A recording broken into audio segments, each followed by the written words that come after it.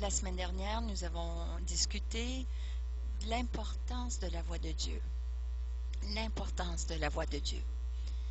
Et la semaine dernière, il y avait 3 bénéfices à entendre la voix de Dieu. C'est la vraie foi.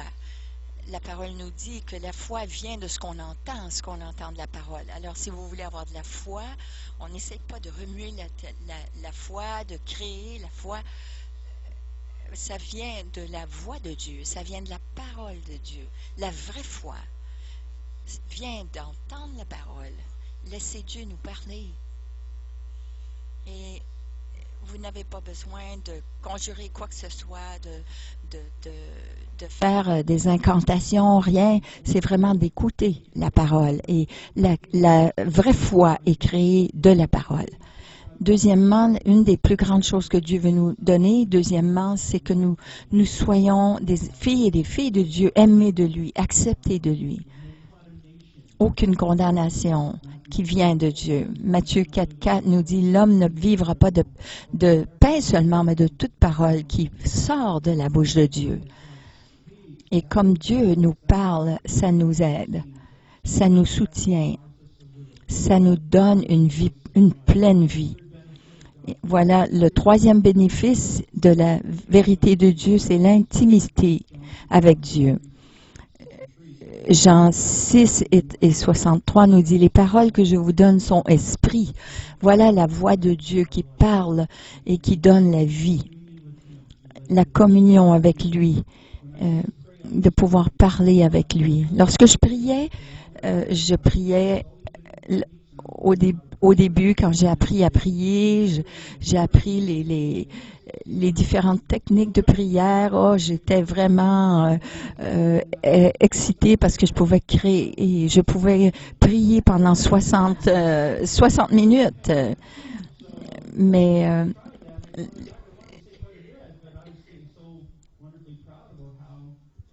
et je m'enorgueillissais du montant de temps que je passais à prier.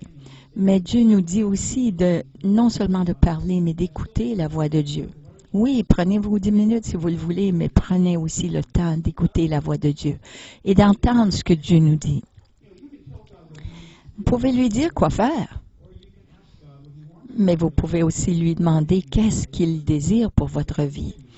Et je sais que vous allez être plus sage et vous allez mieux informer et mieux diriger. Alors aujourd'hui, ce que j'aimerais voir, c'est la parole de Dieu.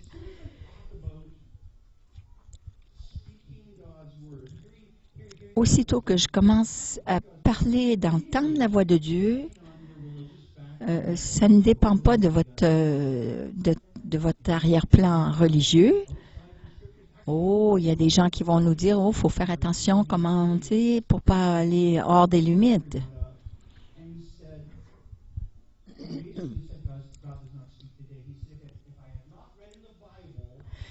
Il y a un homme qui a dit, si je n'avais pas lu dans la parole que Dieu m'aimait, je ne saurais pas que Dieu m'aime. C'est comme si je dirais de mes parents à la maison, de voir que mes parents, de savoir que mes parents m'aiment, c'est parce que je dois attendre qu'ils me disent qu'ils m'aiment. Non, mes parents me montrent à maintes reprises, de multiples façons qu'ils m'aiment. S'il fallait attendre que Dieu nous dise qu'il nous aime avant qu'on le croie, on manque beaucoup. Dieu essaye de nous dire qu'il nous parle de différentes façons. On ne va pas déroger de la parole. Le problème est ceci.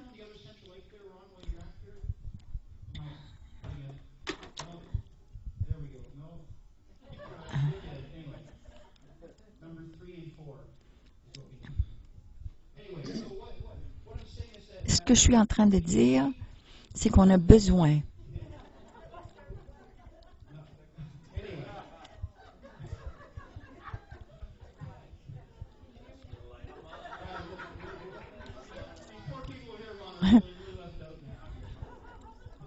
On a du mal avec nos lumières ce matin. C'est vraiment une drôle de journée. Dieu fait des choses merveilleuses aujourd'hui. Bon, alors, restons sur le sujet. On ne veut pas déroger des Écritures, mais si on ne fait pas attention, on peut être limité par les Écritures. Je ne sais pas si vous avez remarqué, mais il n'y a personne, il n'y a rien qui dit dans ces Écritures que qui je dois me marier. On ne dit pas quelle sorte de travail aller chercher. Ça me dit comment travailler, mais ça ne me dit pas quelle sorte de travail, quelle sorte d'emploi je devrais avoir. Alors, si on va seulement par les Écritures, alors on limite l'habilité de Dieu de nous parler d'une autre façon.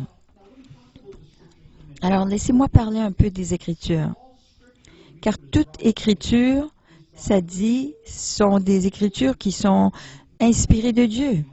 Comme 2 Timothée 3,16 nous dit, car toute Écriture est inspirée de Dieu et utile pour enseigner, réfuter, redresser, apprendre à mener une vie conforme à la volonté de Dieu. C'est Dieu qui nous parle pour nous amener à la place, à l'endroit où on est dans la plénitude de Dieu. La parole se sert du mot l'écriture qui veut dire document. Littéralement veut dire un graphe, un document qui est inspiré de Dieu. Merci Seigneur pour l'Église catholique qui a préparé. Ils ont protégé, pendant plusieurs milliers d'années, ils ont protégé les Écritures.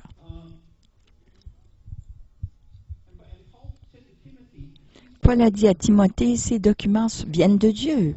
Ces Écritures sont inspirées de Dieu.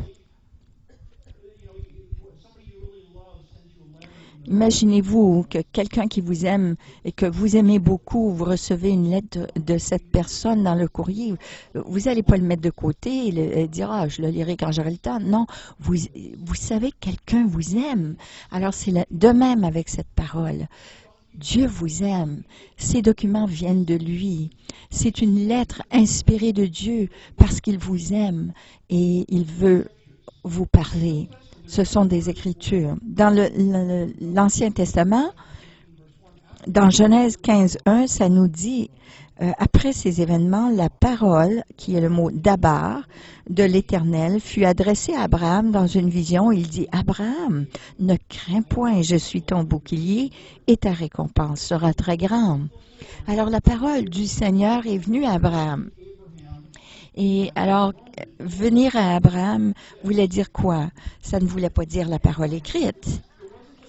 La Bible ici, ce livre ici qui bougeait, qui voyageait au travers le désert et qui est apparu à Abraham. Non, ce n'est pas cela.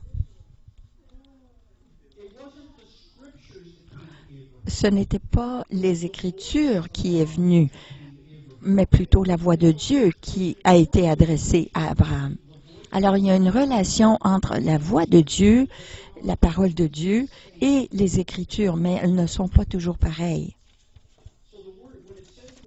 Alors, lorsque ça nous dit la parole de Dieu dans la Bible, ça ne veut pas dire toujours le livre écrit, les Écritures.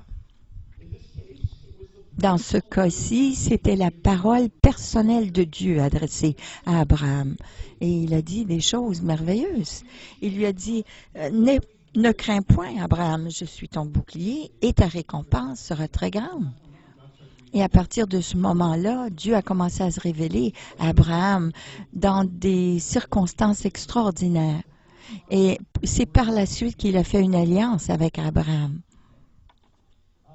Mais c'est à partir de ces paroles.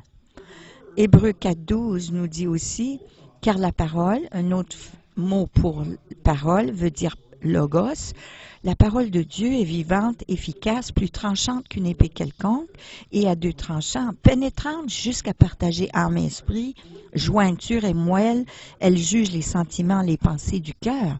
Elle est active, elle bouge, elle remue en nous, et elle vient travailler dans nos cœurs et nos pensées.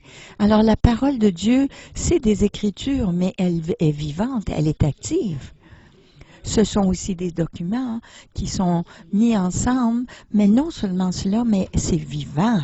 Ça a une puissance d'agir, de faire des choses dans nos vies. Si elle n'est pas vivante, elle n'est pas active, elle ne fera pas grand-chose.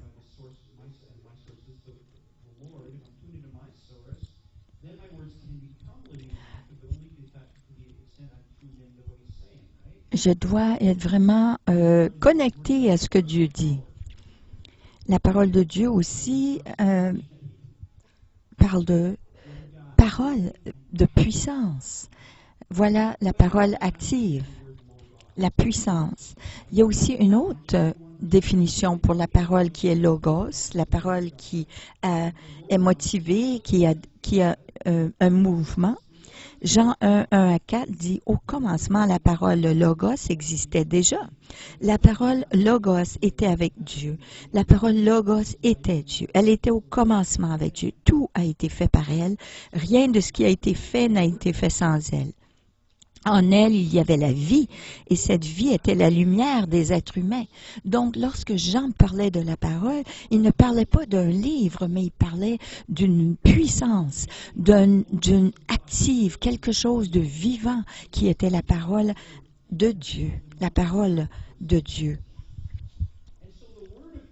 Alors, la parole de Dieu qui précédait les Écritures.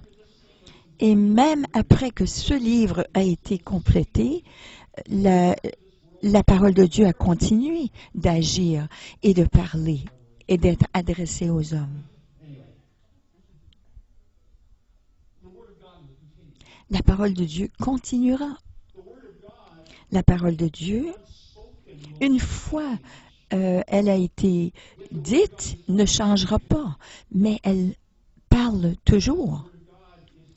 Parce qu'elle est puissante, elle est active, elle est vivante et elle nous parle personnellement. Et la parole de Dieu est le seul langage d'avoir puissance pour se réaliser elle-même. Alors, lorsque la voix de Dieu dit quelque chose, cette voix-là aussi crée et réalise ce qu'elle dit. Je peux bien écrire, oh, je vais hériter 1 million de dollars, mais si Dieu dit qu'il veut que j'hérite 1 million de dollars, il va le réaliser. Dieu réalise, Dieu accomplit ce qu'il dit parce qu'elle agit puissamment. Lorsque Dieu parle, lorsque Dieu adresse une parole, elle se fait, elle se crée. Alors, on va regarder le langage de Dieu. J'ai des choses extraordinaires à vous partager aujourd'hui, mais j'aimerais vous montrer aussi des concepts de la langue. J'aimerais parler sur la langue.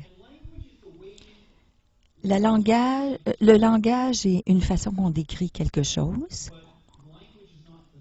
mais le langage n'est rien de lui-même. Ce que je veux dire par cela, c'est que c'est une série de paroles et chacun de ces mots symbolise quelque chose. Mais les mots ne sont pas quelque chose. Par exemple, je peux vous dire que mon auto est dans le stationnement.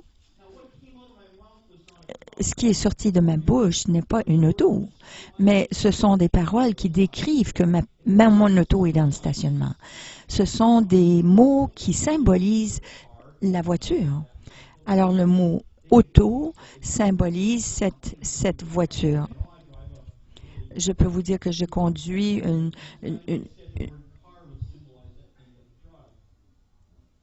je peux vous dire le modèle, mais je peux vous dire aussi auto, et auto vous dit tout de suite une image. Alors, c'est un symbole. Alors, lorsqu'on parle, on est en train d'interagir avec ces symboles. Lorsque je dis quelque chose, je ne crée rien avec mes paroles, mais je crée une image pour communiquer quelque chose. Voilà ce qu'est le langage. Alors, quel langage est-ce que Dieu parle? Dieu parle l'hébreu et le grec, les gens vont dire. Ou le vieux anglais. Mais parce que le langage, c'est une série de symboles, alors on va dire Dieu ne parle pas toujours l'anglais. Mais si vous demeurez en Allemagne, il parle aussi l'allemand. Si c'est en France, il va parler le français.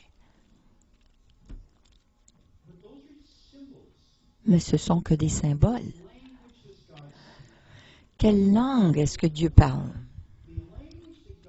La langue dont Dieu parle est appelée la langue de la réalité. Dieu parle la langue de la réalité. On peut recevoir le langage de Dieu au travers des symboles. Lorsqu'il nous parle, c'est au travers des symboles. Mais lorsque Dieu nous parle, c'est une langue de la réalité. Jean 17, 17 nous dit « Sanctifie-les par la vérité, par ta vérité. Ta parole, logos, est la vérité, aletheia. » Et la vérité, le mot aletheia en grec veut dire la réalité, la vérité. Alors, la parole de Dieu, c'est la réalité. Lorsque Dieu a déclaré les planètes, soudainement, il y avait des planètes. Lorsque Dieu déclare le mot arbre, ce n'est pas un symbole, mais soudainement, c'est un arbre. Qu'importe ce que Dieu dit, de sa bouche sort les choses, la réalité de ce qu'il dit. Il les crée. Et la réalité est créée. Elle arrive. Elle prend place. Romains 4, 17 nous dit « Dieu qui donne la vie aux morts et appelle à l'existence ce qui n'existe pas. » Avez-vous déjà eu un enfant qui voulait avoir la puissance, des super puissances? On parle et avoir l'existence de ces choses qu'on a dit. Pour nous, ça peut être épeurant. Pour Dieu, c'est la réalité. Et c'est ce qui fait que Dieu est différent de nous et que Dieu est vrai. Parce que lorsque Dieu parle, ce qu'il dit, ce n'est pas la description de la réalité ou une description de ce qui devrait se passer, se produire, mais lorsque Dieu parle, ça devient la réalité. Si Dieu dit paix, il n'est pas en train de nous dire ce qu'on doit faire pour se calmer. Mais quand Jésus a dit silence ou il a dit paix, ce qu'il est en train de faire à ce moment-là, c'est de préparer un paquet qui pourrait être livré autour des disciples. Et lorsqu'il a parlé, la réalité des choses est arrivée. Ça a pris place. Il ne disait pas aux disciples, « Ah, tranquillisez-vous, prenez un respire. » Mais lorsqu'il parlait, la réalité des choses changeait. Et ça, c'est important, d'être à l'écoute de la voix de Dieu. Parce que si vous êtes à l'écoute, ce que Dieu est en train de vous dire, c'est pas ce qui devrait arriver, mais il est en train de déclarer et mettre cela, prendre ça en existence. Lorsque je conseillais les gens, je partageais la grande sagesse avec eux, avec beaucoup d'amour. Je partageais des paroles, mais ça n'a rien changé dans la vie des gens. Même si je le disais à maintes reprises, ça ne changeait rien.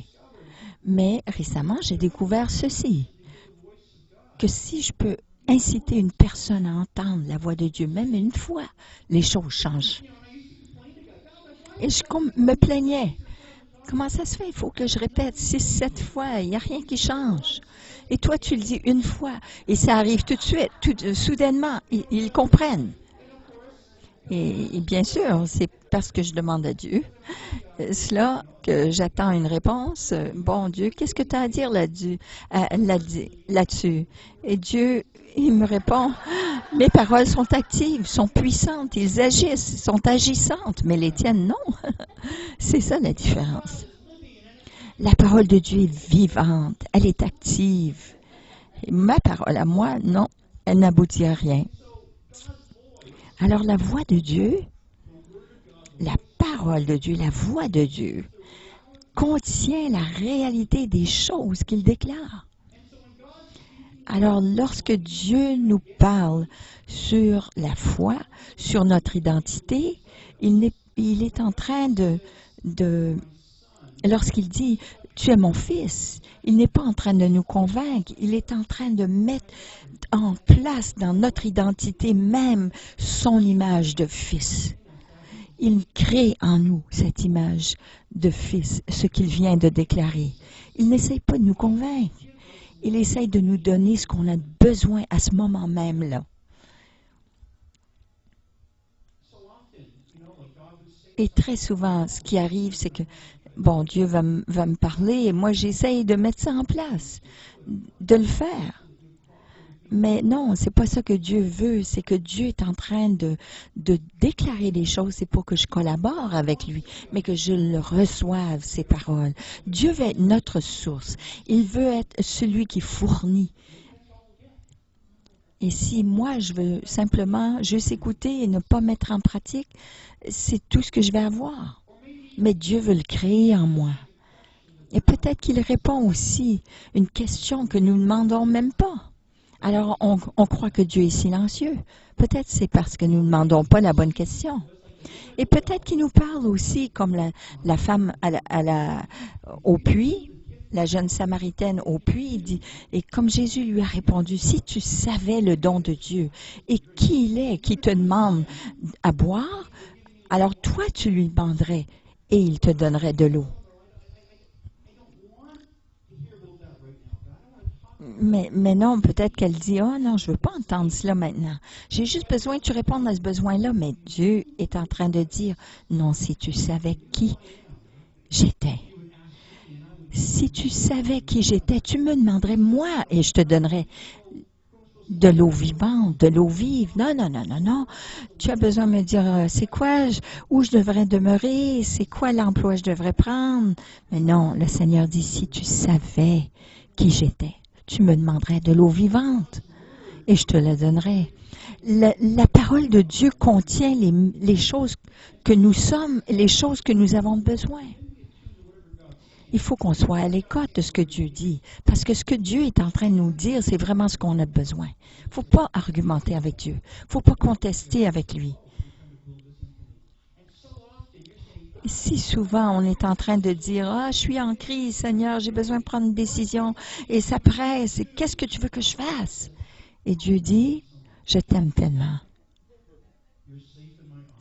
Tu es sécure avec moi, je serai toujours avec toi, je ne t'abandonnerai pas. » Oui, mais Seigneur, Seigneur, regarde. Dieu essaie de mettre en nous une identité pour qu'on puisse vivre une autre réalité. Et nous, on est tout en train de poser les questions de quoi faire, de quoi faire, de quoi faire. Si vous faites les choses sans voir la réalité d'être un fils ou une fille, ça aboutira à rien.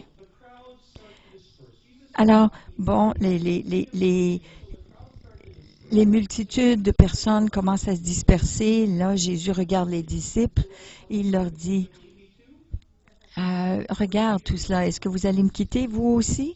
Alors, Jésus répond, mais les disciples répondent à ceci. À Jean 6, 68. Mais Simon-Pierre lui répondit, Seigneur, vers qui irions-nous? Tu as les paroles, le rhéma de la vie éternelle. La parole de Dieu contient la puissance, la présence, la justice de Dieu, la joie de Dieu, la paix de Dieu, l'amour de Dieu, tout ce qu'on a besoin. J'ai pas compris grand-chose, mais j'ai compris ça. Alors pourquoi est-ce que j'irai ailleurs? Parce que c'est ta voix, c'est d'entendre tes paroles que j'ai cherché toute ma vie. Et nous, on regarde simplement la parole écrite, les Écritures, et nous considérons ce livre, des paroles, un chapitre, un livre, si tout ce que nous voyons, c'est cela, on a manqué vraiment que c'est une parole active, une parole vivante qui peut transformer. Une personne qui est la parole qui est devenue chair et qui peut transformer notre vie, qu'il envoie son amour à ce moment même envers nous. Alors, cette parole que nous appelons la parole de Dieu est plus qu'un livre, c'est plus qu'un document. Ça peut être contenu dans un livre, mais même, est-ce que c'est Jean qui a dit ceci? Et voici quelques paroles que Jésus a dit, mais il n'y a pas suffisamment de livres qui peut contenir tout ce que Jésus a fait et a dit. C'est beaucoup plus grand que ce livre, que le contenant de ce livre, que ce document. Mais ce qu'il est en train de dire, c'est que ça peut nous vivifier, ça peut devenir révélation, parce que lorsque Dieu nous parle, ça devient révélation, et ça peut transformer nos vies, nos pensées, nos cœurs. Ça dit, si nous croyons dans notre cœur, si nous le recevons comme une parole vivante, ça devient ce que ça décrit. Ça devient la réalité qu'elle décrit. La parole de Dieu n'est pas simplement une idée. C'est l'expression et la réalité de cette idée. Alors, avez-vous déjà expérimenté quelque chose et vous essayez de l'expliquer, de l'exprimer? J'étais aux Barbades. Oh, c'était incroyable. C'était, oh, l'eau était, il faut que tu sois là. Il aurait fallu que tu sois là. Non, Dieu n'a même pas besoin de dire ces paroles. Lorsqu'il parle, il n'a même pas besoin de dire « tu as besoin d'être là ». Non, il est capable de mettre ses réalités en nous. Non, Dieu a juste à dire une parole. L'amour. Et je reçois cet amour. Je suis transformée par cet amour. Il n'a pas besoin d'en parler, il la met en nous. Dieu veut te parler de la paix de Dieu? Non, non, non. Il dit paix. Et ça devient une réalité en nous. Amen. Lorsque Dieu parle, la chose qu'il dit devient une réalité. La parole de Dieu n'est pas juste une idée, c'est l'expression, réalité de cette idée. Romains 10, verset 8 nous dit, « Que dit-elle donc? La parole, le réma, est près de toi, dans ta bouche, dans ton cœur. Or, c'est la parole, le réma, de la foi que nous prêchons. » Cette parole de foi, qu'est-ce que c'est? Cette parole qui est dans notre bouche, qui est près de nous, dans notre cœur. J'honore Kenneth Hagin et ce qu'il a prêché de la parole de Dieu. Mais ses disciples ont dérogé ses disciples ont dérogé en adorant les paroles qui sont sur ces paroles. Mais ce n'est pas ça que Dieu voulait. Dieu voulait que cette parole devienne vivant en nous, le réma de la foi dont il parlait. Vous pouvez déclarer ces paroles jusqu'à ce que vous soyez bleu dans la figure. Et il n'y a rien qui changera vos vies. Mais si Dieu déclare cette parole en vous, ça change et ça transforme.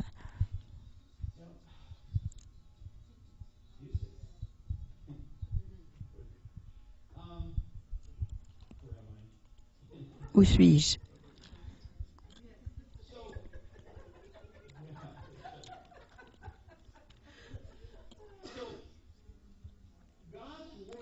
Alors, la parole de Dieu est l'idée et l'expression de cette idée, de l'idée qui a été dans le cœur de Dieu. Alors, lorsque Dieu nous parle, il est en train de le créer en nous. Alors, lorsque Dieu déclare qu'une parole sort de sa bouche, ce n'est pas simplement des mots, c'est vraiment l'expression de lui-même, de sa nature, sa puissance qui vient en nous. Alors, lorsqu'on entend la voix de Dieu et que nous sommes à l'écoute de la voix de Dieu, ce n'est pas seulement de l'information, ce n'est pas une direction, mais on est à l'écoute de sa voix pour entendre ce qu'il nous dit à nous, de la façon qu'il nous aime, qu'est-ce qu'il veut créer, cette nouvelle identité en nous, ce qu'il veut créer en nous. Et je vous encourage à comprendre ceci. Ce qu'il est en train de dire, c'est « je vous aime ». Je n'ai pas besoin que vous performez. Je n'ai pas besoin que vous faites des œuvres. Je n'ai pas besoin que vous soyez parfait. J'ai besoin que vous soyez en relation avec moi et que vous me compreniez, que vous soyez, que vous voyez votre identité. Si vous commencez à avoir une relation avec moi, vous allez exprimer la réalité de votre personne en moi. Alors, lorsqu'on fait cela, on est en train d'être transformé à l'image que Dieu a créée d'avance qu'on soit.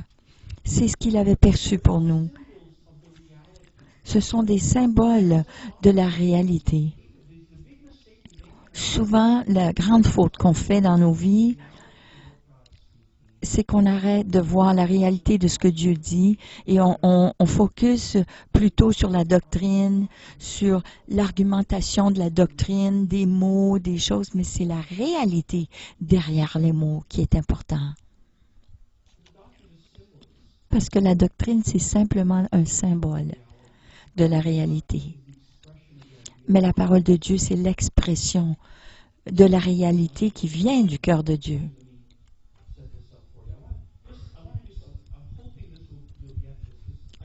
J'espère que vous allez comprendre ceci. J'espère que vous allez comprendre, saisir ces paroles.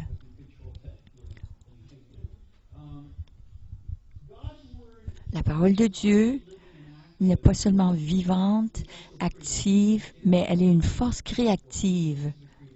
Sa voix est une force créative et ça amène à l'existence qui est dans le cœur de Dieu. Ce qui est dans le cœur de Dieu, il le dit, il le déclare et ça devient ce qu'il déclare. La joie, la paix, la prospérité, la santé, il parle, il déclare, il dit et ça devient en existence. Il n'y a rien dans l'existence, même dans cette pièce ici, que la parole de Dieu n'a pas créé. Tout ce qui a été créé par sa parole.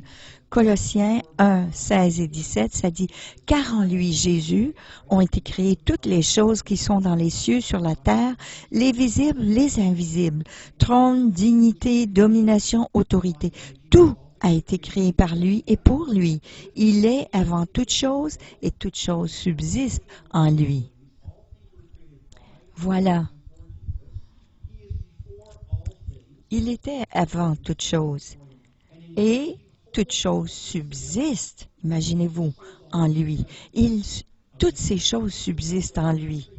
Hébreux 11.3 nous dit, c'est par la foi que nous reconnaissons que le monde a été formé par la parole de Dieu, en sorte que ce qu'on ne voit pas n'a pas été fait de choses visibles.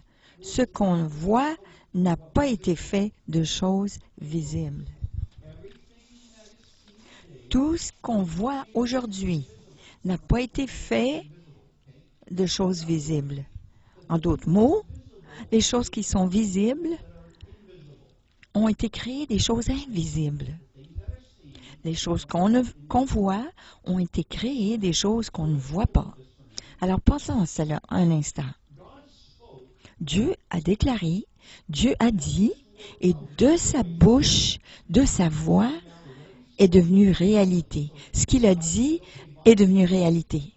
Alors, je déclare maintenant, comme il dit, des plantes. Alors, la planète a été créée. Par sa parole, les choses sont arrivées. Ils ont été créés. Les choses qui sont visibles ont été créées, des choses qui sont invisibles. Alors, moi, j'ai une tribune ici devant moi qui est faite de métal, un petit peu de bois. Alors, mélamine peut-être. C'est fait de l'invisible. La parole de Dieu dit cela. Voilà du métal, du bois, de la mélamine. C'est fait d'atomes. Est-ce qu'on peut voir les atomes? Est-ce que vous me dites qu'elles sont invisibles? Que tout ceci, cette tribune, est invisible. Vraiment, c'est fait de l'invisible. On la voit, elle est visible, mais ça a été créé de l'invisible. Il y a au-dessus de 2000 ans que Dieu a créé et ces atomes Mais ces atomes sont faits de quoi? Alors regardons ici sur le tableau. J'espère que ma petite manette va fonctionner. Un atome est composé d'un nucléus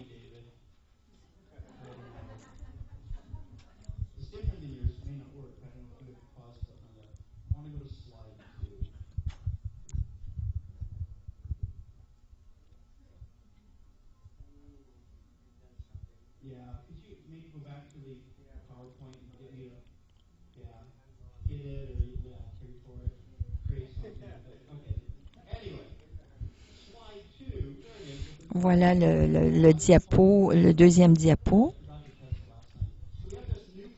Alors, on a un nucléus dans le centre. Et on a les électrons qui sont autour, qui bougent autour. Le nucléus, dans le centre, il y a des protons, des neutrons et des électrons. Les électrons qui sont autour du nucléus. Est-ce qu'on peut voir les protons, les neutrons, les électrons? Est-ce qu'on peut les voir? Non, on ne peut pas les voir. Ils sont invisibles. Mais ce qui est visible est fait de choses invisibles. Vous comprenez? Quels sont les neutrons et les protons? Ils sont faits de quoi? Les protons et les neutrons sont faits de ce qu'on appelle des quarks. Ce qu'on appelle des quarks. Est-ce qu'on a déjà vu des quarks? Parce que ce qui est visible est créé de ce qui est invisible. Qu'est-ce que c'est un quark? Un quark, c'est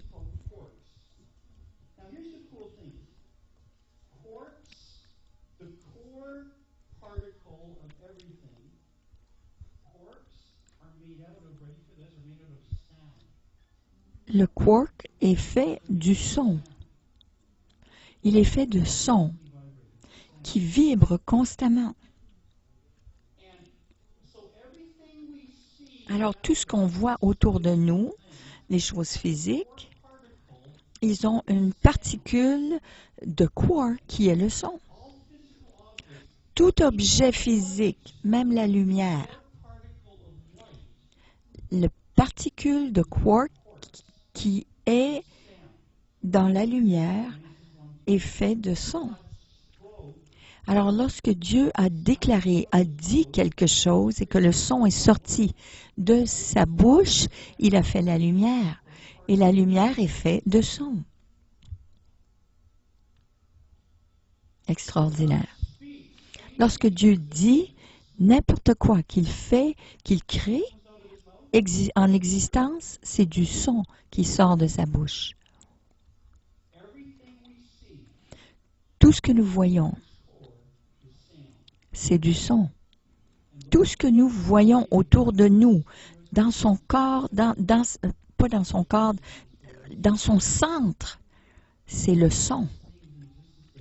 Et toutes ces choses qui sont en existence autour de nous, le centre de cela, c'est le son. Voici quelque chose d'intéressant du quarks. Les quarks n'existent seulement dans des groupes de 3. Toujours. Ils sont composés de 3 éléments. C'est intéressant parce que la Trinité, c'est le Père, le Fils, le Saint-Esprit. Et le quark sont les 3 particules du son qui sont en Trinité aussi.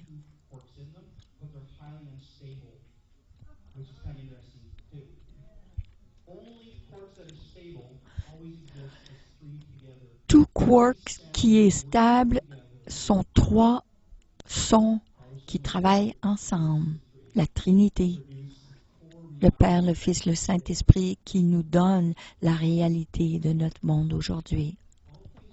Toute chose, tout ce qu'on voit qui est visible est fait de l'invisible. Et Dieu a déclaré une parole et le son de sa voix a créé, a amener en existence ce qui est aujourd'hui. Pourquoi je vous dis ceci? Pourquoi je vous dis ceci? Nous pensons, oh, j'aimerais tellement changer. J'aimerais tellement changer cette situation. Si je pourrais arrêter ce changement, ce comportement, j'aimerais tellement changer cela. Mais Dieu dit ceci. Tout ce qui est dans votre vie, même votre corps, tout, vous existez parce que dans chaque particule de votre corps, de votre être entier, c'est ma voix. Alors si vous êtes à l'écoute de ma voix, ce que je dis, les choses changeraient. Colossiens 1 et verset 17, ça dit, « Il est avant toute chose et toute chose subsiste en lui. » Dieu les tient par sa parole. Alors la voix de Dieu crée des choses, mais aussi ça tient tout ensemble. Ça garde tout ensemble. Une autre chose intéressante, c'est ceci, c'est que ces trois quarks qui existent ensemble, trois différents, mais le même, les scientifiques ne peuvent pas expliquer ce qui les tient ensemble. Ils ne peuvent pas comprendre cela. Ils n'ont pas réussi à figurer cela encore. Mais ils l'ont appelé ceci. Ils l'ont appelé la force puissante. C'est une force surnaturelle. La force surnaturelle. Ils ne savent pas, ils ne peuvent pas l'expliquer, mais c'est l'expression qu'ils lui ont donnée, la force surnaturelle. Alors si la voix de Dieu est l'élément principal de tout ce que nous voyons, le logos, le réma, le plus près que nous sommes à Dieu, le plus que nous aurons la parole de Dieu. On pense, tu sais, pendant des années même, mon père, il disait, Dieu l'attirait à lui, mais il ne voulait pas s'approcher de Dieu à moins qu'il aille corriger ce qu'il devait. Oh, il dit, si je pourrais arrêter de fumer, Dieu m'accepterait. Mais non, je lui disais, papa, tu as pas compris. Tu as juste à venir à Dieu et Dieu va faire le changement. Et un jour, mon père a donné son cœur à Jésus. Et dans quelques semaines, Dieu a fait le changement surnaturel en lui. Et il a arrêté de fumer. Dieu a fait cela, cette transformation. Alors Dieu veut nous transformer par sa parole. Dieu dit, viens à moi, connecte-toi à moi, et moi je vais créer la vie là où il y a la mort. Je vais créer la santé là où il y a là où il y a la maladie. Je vais te donner la paix là où il y a l'anxiété et la crainte, parce que c'est la voix créative de Dieu qui change tout. Parce que chaque fois que Dieu parle, il crée une nouvelle réalité en nous. Voici quelque chose d'important, c'est que si Dieu était l'élément primaire, principal dans les choses auparavant, c'est qu'il est la même aussi aujourd'hui. Dieu dit des choses aujourd'hui, mais vous qui avez une volonté libre, vous forcez à votre corps de faire le contraire. Vous êtes en train de forcer à votre niveau cellulaire ces particules qui sont la voix de Dieu, qui composent la voix de Dieu. Vous êtes en train de contester et créer un conflit contre la voix de Dieu qui est en vous.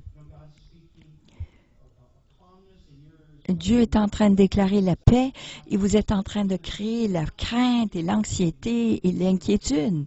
C'est un conflit. Toutes ces choses qui sont contraires à la volonté de Dieu. Dieu est en train de déclarer une chose et vous êtes en train de vivre le contraire de cette chose. Vous êtes en tension continuelle contre. Pourquoi? Voilà le pourquoi vous êtes toujours stressé. Parce que la voix de Dieu, vous ne faites pas ce que la voix de Dieu dit et déclare sur vos vies. Il y a une tension continuelle. Il y a un conflit continuel en vous. N'essayez pas de changer. Juste écoutez la voix de Dieu. Soyez à cette écoute de la voix de Dieu. Parce que, écoutez bien, si la voix de Dieu est en vous, au niveau moléculaire, imaginez-vous ce que ça serait si vous soyez enligné avec sa voix. Qu'arriverait-il si votre corps et vos pensées commenceraient à résonner avec la voix qui est déjà en vous? Pourquoi pensez-vous que Jésus pouvait faire ce qu'il faisait? Pourquoi il avait continuellement la paix et qu'il était puissant en action? Il a mis de côté sa divinité, ça dit dans la parole. Mais il était composé quand même de la voix de Dieu, son Père. Et il disait, je fais simplement les choses que je vois mon Père faire. Il était enligné avec la voix et la parole complète de Dieu, la volonté de Dieu. Parce que son corps, ses pensées résonnaient avec ce qui était la voix de Dieu en lui. Ça, c'est extraordinaire. Et nous pouvons faire la même chose. Au lieu de se débattre, d'essayer de raccommoder, de rapiécer les choses, de toujours essayer c'est d'être à l'écoute, de le déclarer, ce que Dieu peut créer en nous. Vous savez, lorsque j'étais à l'université, que j'étudiais, à partir de l'âge de 12 jusqu'à 21 ans, à partir de l'âge de 12 ans, j'avais beaucoup de mal à dormir. Et je n'allais pas bien à l'école. Mais j'ai dit à Dieu, j'ai besoin de ton aide. Je ne peux même pas garder mon focus sur ma concentration pour mes examens. Et j'ai demandé à Dieu l'aide. Alors j'ai dit à Dieu, je suis ici pour faire mon examen. Je priais toujours avant l'examen pour lui demander son aide. Puis là, le professeur dit « Go ». Alors là, on prend nos crayons et on se met tout de suite à écrire. Et puis là, le professeur dit « Arrêtez ». Puis là, j'ai dit à Dieu. Et Dieu m'a dit « Arrête ». Et j'ai tourné ma feuille et j'ai mis mon crayon sur le pupitre. Et à ce moment-là, et j'avais tellement de conflits à l'intérieur de moi. Mais Dieu m'a dit, ferme tes yeux. Et Dieu m'a dit, paix. Il m'a dit, ne bouge pas jusqu'à ce que tu reçoives ma paix. Et moi, j'ai pensé, oh, ça va prendre des heures. Mais Dieu a dit, et je suis restée là, je ne sais pas combien de temps, mais j'ai entendu Dieu dire paix. Dieu a dit paix. Et j'ai ressenti sa paix survenir sur moi. Puis là, il m'a dit, tu peux commencer maintenant. J'ai pris mon crayon, j'ai tourné ma page et j'ai commencé à me rappeler des choses que j'avais même étudiées juste une fois. Et à partir de ce moment-là, mes notes ont commencé à s'améliorer. Parce que pour chaque examen par la suite, mes notes ont augmenté de 20%. Dieu essayait de m'enseigner quelque chose. Il essayait de créer quelque chose en moi qui n'existait pas auparavant. Ce qui se produisait à ce moment-là, au niveau cellulaire, c'est que mes pensées résonnaient avec la voix de Dieu. Ils résonnaient en alignement avec la parole de Dieu. Et ça peut vous arriver à vous aussi, au niveau spirituel, au niveau physique. Prions ensemble. Père, nous te remercions. Nous te remercions, Père, parce que tu nous as dit il y a 2000 ans que tout existe. Tout ce qui existe, tu l'as créé de l'invisible. Et là, au centre de l'invisible est ta voix qui résonne encore aujourd'hui. Nous avons entendu ta parole, que c'est important d'entendre ta voix. Et je prie aujourd'hui, encore une fois, que nous, comme ton peuple, nous soyons un peuple de ta voix. Un peuple qui entend ta voix, non seulement la parole, qui lit la parole, mais qui entend ta voix et qui est en ligne avec tes écritures. Ta voix qui nous parle, qui résonne en nous et qui nous change. Ma prière pour ton peuple, c'est que nous soyons en ligne avec ta voix, que notre vie puisse résonner avec ta voix. Et si vous n'avez pas reçu Jésus dans votre vie aujourd'hui, je vous encourage aujourd'hui de le faire, de devenir enligné avec la voix de Dieu, d'être transformé de l'intérieur. Parce que je peux vous dire que si vous essayez de changer, vous ne pourrez jamais. Tant que vous n'aurez pas entendu sa voix, Dieu dit, si vous entendez ma voix aujourd'hui, je vous transformerai de l'intérieur à l'extérieur. Alors je vous encourage d'écouter la voix de Dieu, de le laisser vous recréer ce qu'il a toujours voulu que vous soyez et que vous puissiez vivre en entendant sa voix, que vous répondez à sa voix. Dieu vous ne donnera pas des règlements à suivre. Non, Dieu va déclarer une parole à votre cœur et vous changer à partir de votre cœur, de l'intérieur de vous, et vous transformera pour continuellement. Il va vous donner pas seulement de l'information, mais il va vous donner la puissance de transformer à son image, la joie de Dieu, la joie de Dieu. Il ne va pas seulement vous appeler un fils, une fille, mais il va vous transformer à son image. Il va vous prendre, vous accepter, vous accueillir comme enfant de Dieu. Père, aujourd'hui, nous te demandons d'être un peuple chaque jour qui prend le temps d'être avec toi, qui veut dire, Père, aujourd'hui, je veux prendre le temps d'entendre ta voix. Et comme je réponds à cette voix, tu vas recréer des choses en moi qui seront, Seigneur, qui pourront, mon cœur, mon corps, mes pensées résonneraient avec ta volonté parfaite, ta voix. Merci que tu es venu nous donner la vie et une vie en abondance. Voilà, c'est notre prière aujourd'hui. Père, aide-nous à être un peuple qui répond à ta voix. Et laissons ta voix nous changer, nous transformer à ton image. Je prie cela dans le nom de Jésus. Amen.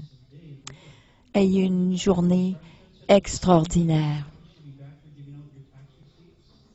Amen.